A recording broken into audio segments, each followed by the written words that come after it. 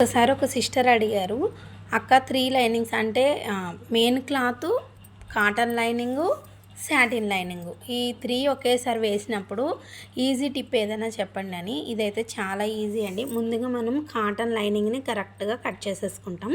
దాన్ని తీసుకొచ్చి సాటిన్కి లోపల వైపుని ఇలాగా అంటించేసేయాలి గమ్ తోటి. తర్వాత ఐరన్ చేసేసుకోవాలి. ఇటు రైట్ సైడ్ ఉంటుంది. అప్పుడు మనము మళ్ళీ ఇది మొత్తం ఎగస్ట్రా ఉన్న క్లాత్ మొత్తాన్ని కట్ చేసేసుకొని మెయిన్ క్లాత్ పైన వేసి కుట్టుకోవాలండి. ఎందుకు అంటే మనకి ఇది జారిపోతుంది. అదే 3 ఒకేసారి కుడుతుంటే జారిపోతాయి అన్నమాట. ఇలా ఏంటంటే మనకి కొంచెం తొందరగా నీట్ ఫినిషింగ్‌తో రెడీ అయిపోతుంది. అదే మీరు బకరంతో నెక్ వేయాలి అనుకున్నారనుకోండి, మూడిటిని కూడా ఒకేసారి గ్లూ పెట్టి అంటించేసేయండి. లేదు డైరెక్ట్గా ఇలా తిప్పేసేయాలి అనుకుంటే ఈ 2 లైనింగ్‌ని ఇలాగ అతికించేసేయండి.